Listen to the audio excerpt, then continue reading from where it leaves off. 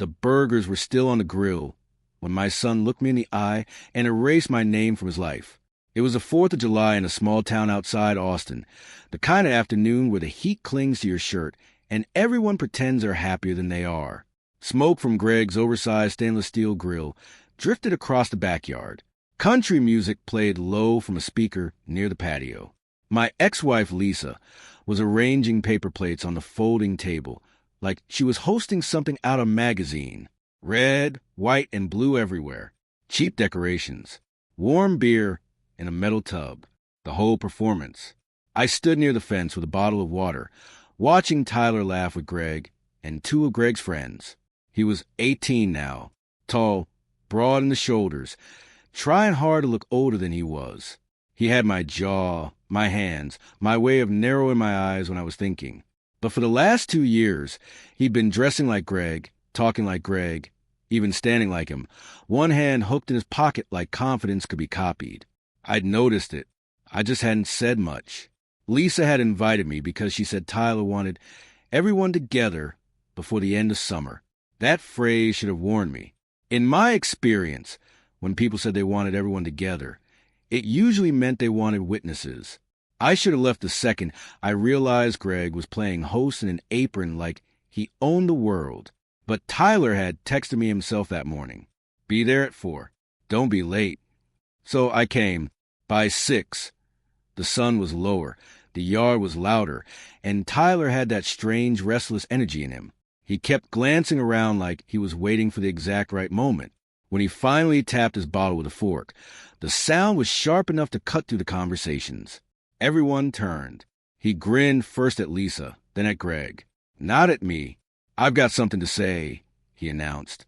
A few people laughed, expecting some harmless toast. Greg smiled and put a hand on Tyler's shoulder. Lisa's face already had that proud, glowing look on it, and right there I felt it. Something tightening low in my chest. Tyler lifted his chin. I've made a decision. After I turn everything in this month, I'm dropping the name Reynolds. The yard went quiet. He kept going steady and clear. I'm taking Greg's last name. Carter. That's the name I actually want. A few seconds passed where nobody moved. Even the music seemed too loud suddenly. Then Tyler laughed under his breath and added, He's the one who's really been my dad anyway. Lisa reached for his arm like she was emotional. Greg looked down, trying to hide a smile that wasn't hiding at all. I didn't say anything. I just stood there with the cold bottle in my hand, feeling every eye in that backyard shift toward me, waiting to see if I'd explode. Nobody came to my defense. That was the first thing I noticed. Not my brother near the cooler. Not Lisa's mother sitting under the shade umbrella. Not the neighbors Greg had invited to fill out the audience. They all just stood there with the same expression people were at a car wreck on the highway, uneasy, curious, relieved it isn't happening to them. Tyler must have mistaken my silence for defeat. He smiled a little wider, like he was finally doing something brave. Greg gave his shoulder a squeeze and said, Proud of you, son. Son. He said it casually, but he wanted me to hear it. Lisa didn't correct him. She was already blinking hard, pretending this was some tender family milestone instead of a public humiliation planned in advance. I looked at Tyler for a long moment. 18 years old. My blood. My name. A boy I had taught to throw a baseball in an empty field behind our first rental house. A boy I had carried half asleep in the truck to bed after Little League games. A boy who used to wait by the window when I came home from work. And now he was standing in another man's backyard, offering himself up like a gift. I nodded once. That's your choice, I said. My voice came out even. No crack in it. No heat. Just flat enough to make a few people shift uncomfortably. Lisa opened her mouth, probably expecting a fight she could later describe as cruelty. Mark. I didn't look at her. I set my bottle down on the patio table, beside a tray of buns gone stale in the heat. Then I turned and walked toward the house, while the backyard stayed frozen behind me. I could feel them watching, waiting for me to slam a door, raise my voice, break something, beg for respect. I gave them none of it. Inside, the kitchen was cool and dim compared to glare outside. I stood at the counter for a few seconds, one hand resting against the laminate, and listened to the muffled noise from the yard return in small, uncertain bursts. They were trying to restart the party. That was fine. Humiliation is hot at first. It rises in the throat and ears and chest. But if you hold still long enough, it changes. It cools. It sharpens. Standing there in that quiet kitchen, staring at a sink full of paper cups and melting ice, I felt the exact moment something inside me settle into place. Not rage. Rage is messy. Rage gives people warning. This was colder than that. I reached into my pocket, took out my keys, and rolled them once in my palm. In the reflection of the dark microwave door, I barely recognized my own face. Calm, controlled, finished with pretending not to see what had been building for years. Out in the yard, Tyler laughed again. That was the sound that decided it. I walked down the hall to the spare room they use as an office, closed the door softly behind me, and sat at Greg's cheap little desk like I belonged there more than he ever would. Then I started thinking clearly. I didn't check my phone. I didn't go back outside. I didn't give them the satisfaction of wondering what I might do next. I just opened the drawer. Greg's office was a joke. Cheap pens, unpaid bills, a stack of warranty papers for things nobody needed. But that wasn't what I was looking for. I reached into my jacket instead and pulled out something I hadn't touched in years. A small black leather notebook. Worn edges. Spine cracked just enough to show it had been opened more than once in situations that mattered. I set it on the desk and ran my thumb across the cover for a second before opening it. Names. Numbers. Places. Not contacts you store on a phone. Contacts you keep for when phones aren't the right tool. Most of them were old. Some were probably useless now. Retired. Moved on. Dead, maybe. Time does that. But not all of them. I flipped slowly, not rushing it. Each page carried a memory attached to it. Favors given. Situations handled. Quiet exchanges that never made it into reports or conversations. The kind of things you don't talk about unless you absolutely have to. Outside, someone turned the music up louder. Laughter followed. Forced. Trying to cover the tension that hadn't fully settled. I stopped on a name halfway down the right page. D. Halvorsen. Under it. A number written twice. Once in ink. Once traced over later like I had made sure it stayed legible. I leaned back slightly in the chair and let the memory come back. Federal Academy. Years ago, a problem that could have ended careers before they started. I had stepped in. Quietly. Cleanly. No paperwork tied to it. No headlines. Just a situation that disappeared before it became one. Halvorsen had shaken my hand afterward and said, "If you ever need anything, you call me." People say things like that all the time. Most don't mean it. He had. I reached into my pocket again, took out my phone, and looked at the number in the book, then at the blank screen in my hand. I didn't dial immediately. Timing matters. Not just what you do, but when you do it. Through the wall, I could hear Tyler again. His voice carried differently now. Louder. Confident. Like he thought the hardest part of his decision was already over. It wasn't. I tapped the number into my phone, digit by digit, not saving it, just entering it manually. My thumb hovered over the call button for a second. Then I pressed it. The line rang once. Twice. On the third ring, a voice answered. Older. Slower. But still sharp underneath. Halvorsen. I didn't introduce myself right away. I let a second pass. Then I said, "You once told me if I ever needed anything, I should call." Silence. Then a shift in his tone. Recognition settling in. "Mark." "Yeah." Another pause. Shorter this time. "What do you need?" I looked at the closed door. The thin wall separated me from the backyard where my son had just replaced me in front of an audience. And I answered, calm as ever. "I need a favor called in." Halvorsen didn't ask unnecessary questions. That's how I knew I called the right number. "Tell me," he said.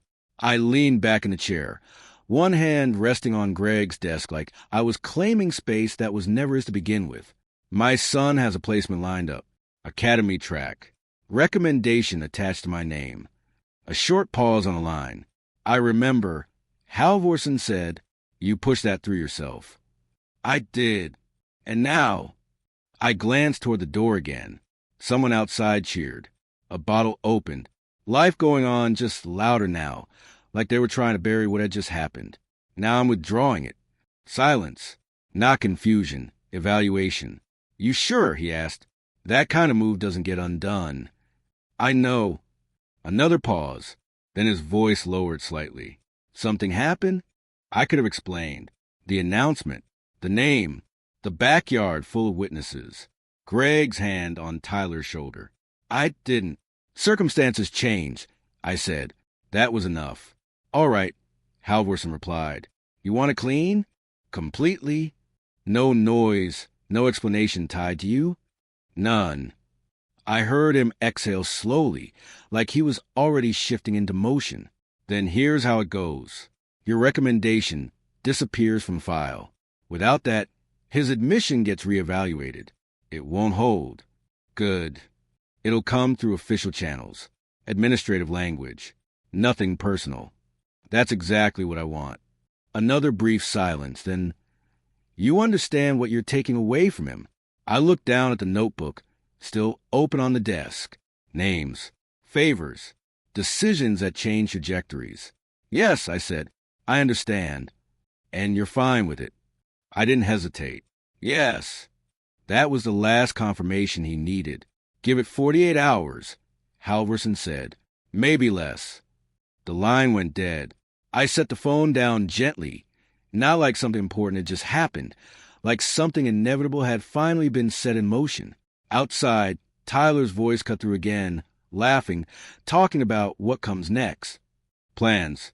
Future. The kind of confidence that only exists when you think the ground under you is permanent. I closed the notebook and slipped it back into my jacket. Then I stood up, straightened the chair, and took one last look around the room. Nothing in there mattered. Not the desk. Not the papers. Not the house.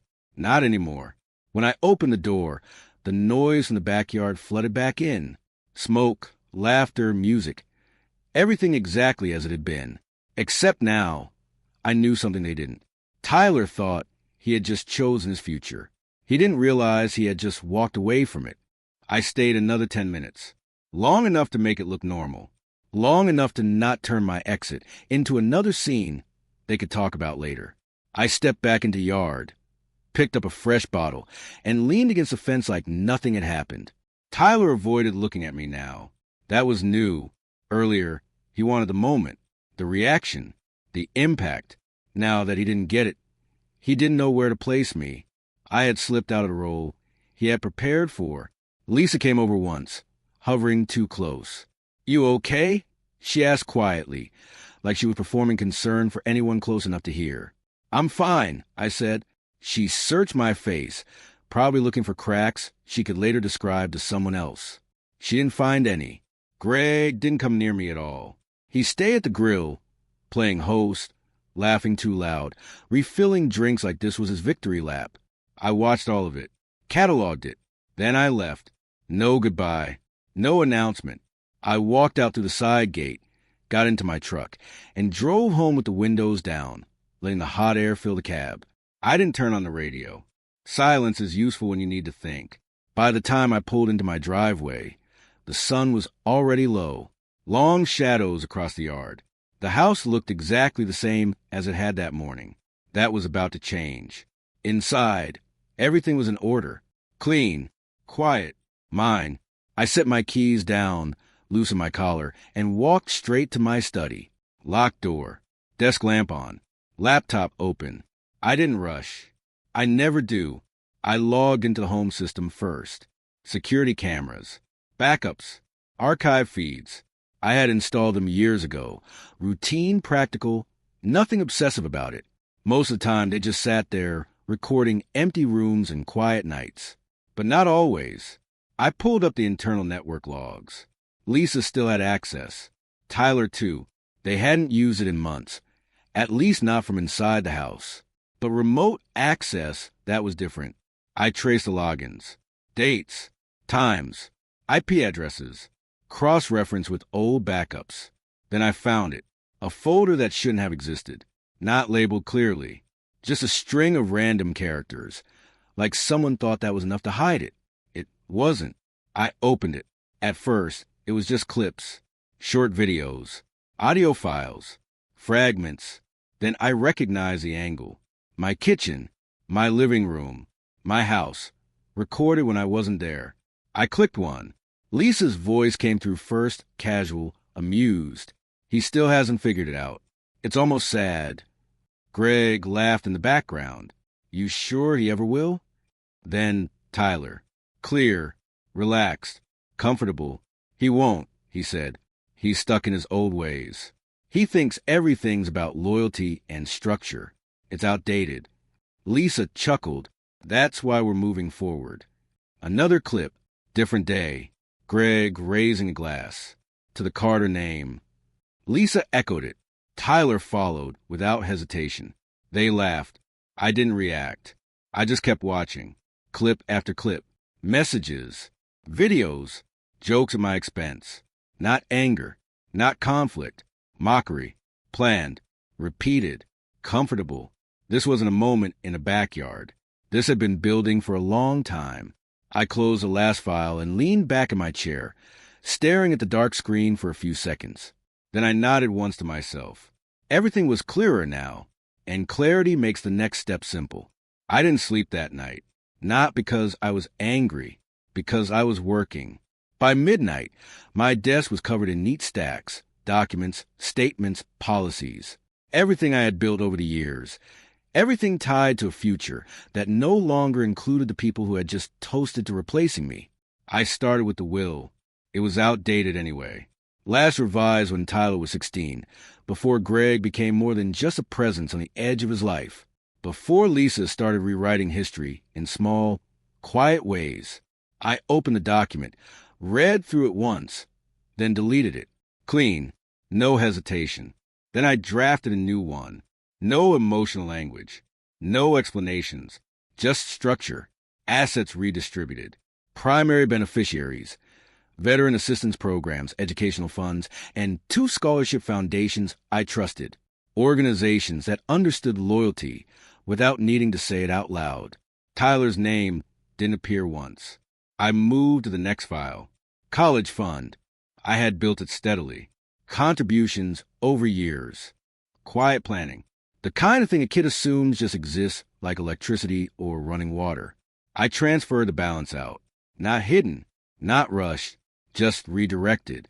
Documentation updated. Access removed. Done. Insurance policies came next. Beneficiaries changed. Then secondary contacts. Then emergency authorizations. Each step took seconds. Each one erased another invisible thread that had connected Tyler to me. No messages. No warnings, just absence.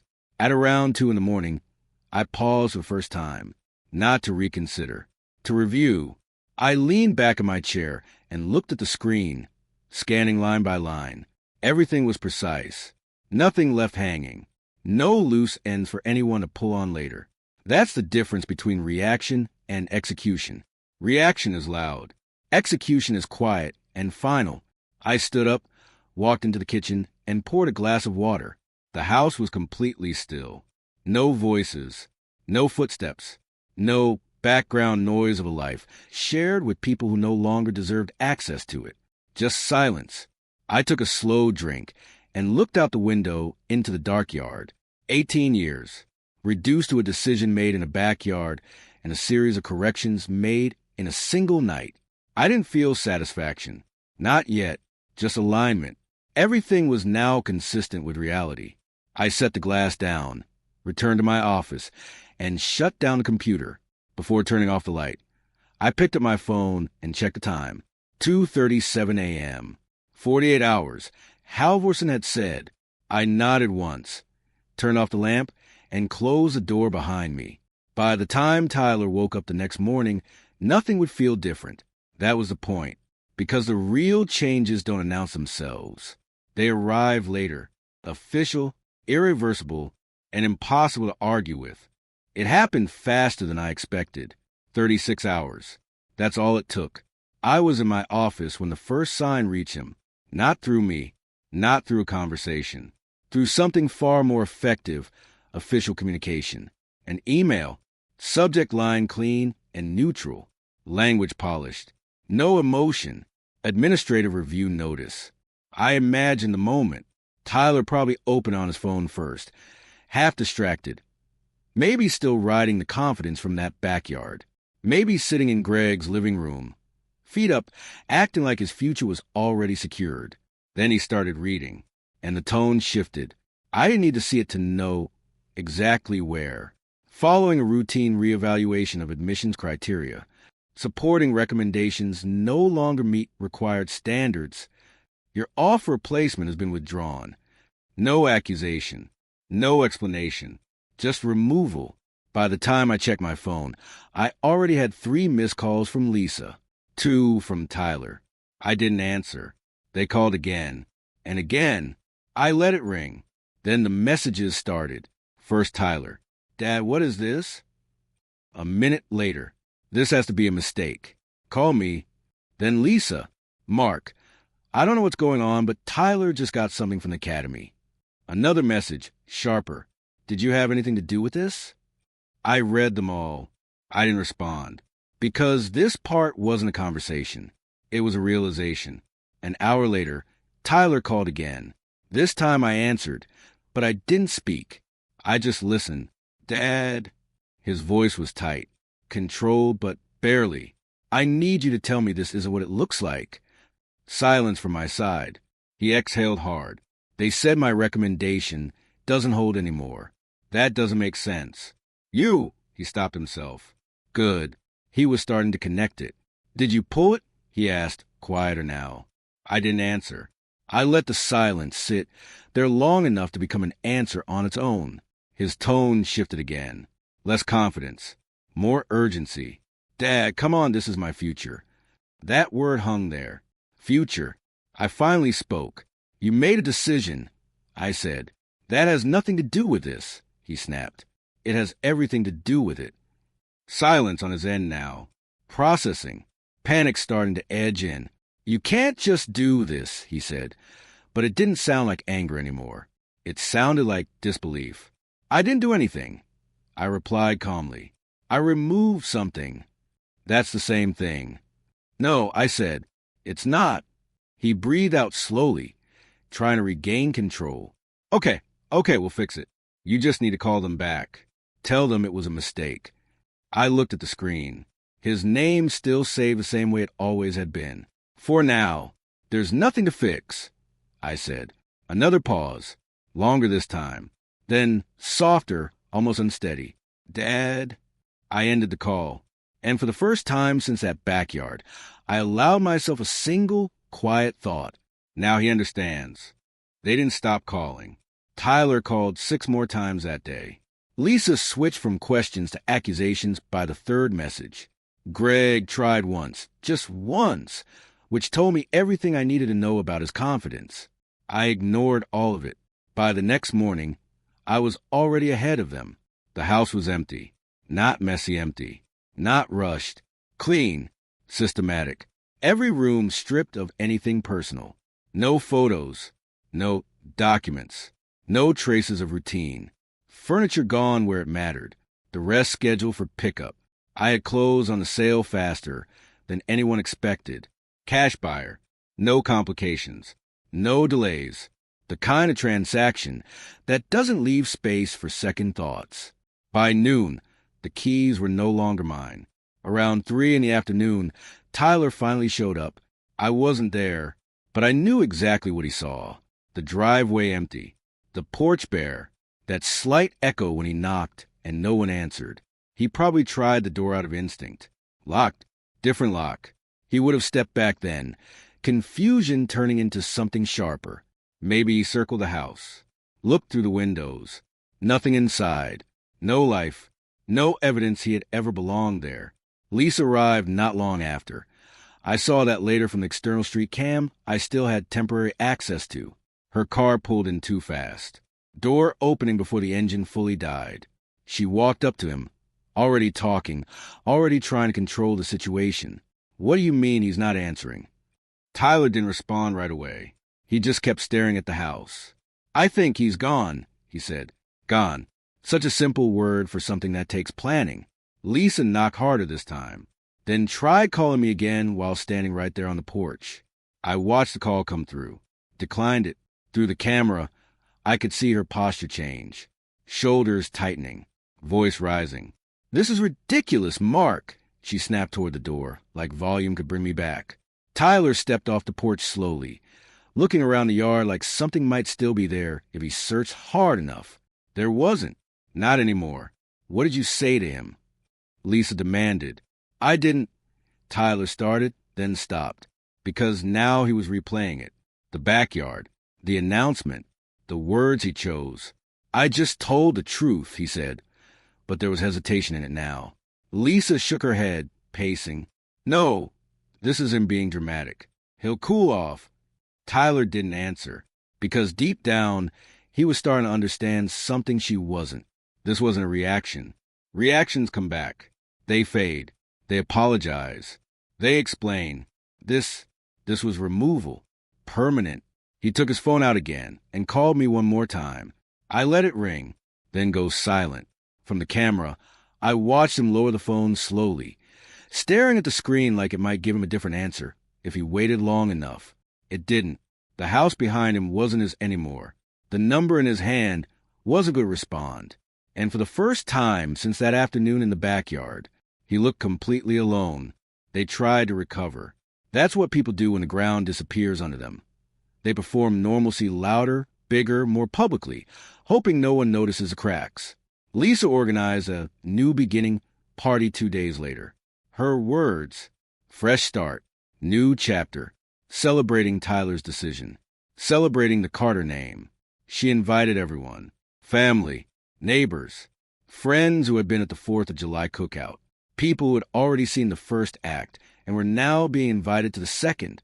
Tyler showed up dressed sharper than usual, button-down shirt, clean haircut, trying to rebuild control through appearance. But there was something off in how he moved, slower, more aware of eyes on him, because now people were talking, not loudly, but enough, about the academy, about the house, about me disappearing. Greg tried to carry the energy, moving through the room with drinks, clapping shoulders, laughing too much. Lisa stayed close to Tyler, guiding conversations, redirecting questions before they got uncomfortable. It almost worked. Almost. Until the envelope arrived. No name on it.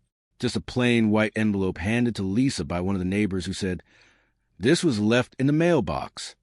She frowned, confused, then opened it right there in the middle of the living room. I watched none of this live. I didn't need to. I knew exactly how it would unfold. Inside the envelope were printed pages, screenshots, transcripts, still frames from videos. Lisa's smile faded first, then Greg's. Tyler stepped closer. "What is it?" She didn't answer, because now he was already seeing it. His own words. He's stuck in his old ways. He won't figure out. That's why we're moving forward. Greg's toast. Lisa laughing. The three of them, comfortable, casual, certain I'd never hear it. A second sheet slid out. A letter. Typed. Clean. No emotion in the formatting. Lisa's hands trembled slightly as she read the first line out loud, without meaning to. "You didn't lose me in the backyard." The room went quiet. Tyler took the page from her and read the rest himself. "I knew every word, because I wrote it. You replaced me long before that.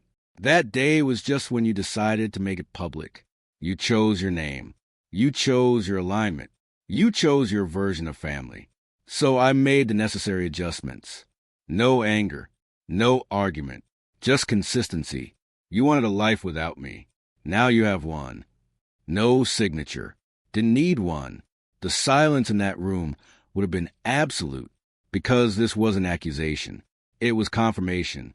Someone in the back muttered, "Is this real?" Another voice, quieter, "This is bad." Greg stepped forward, trying to regain control. "This is out of context. This doesn't." "Stop," Tyler said. Not loud, but final.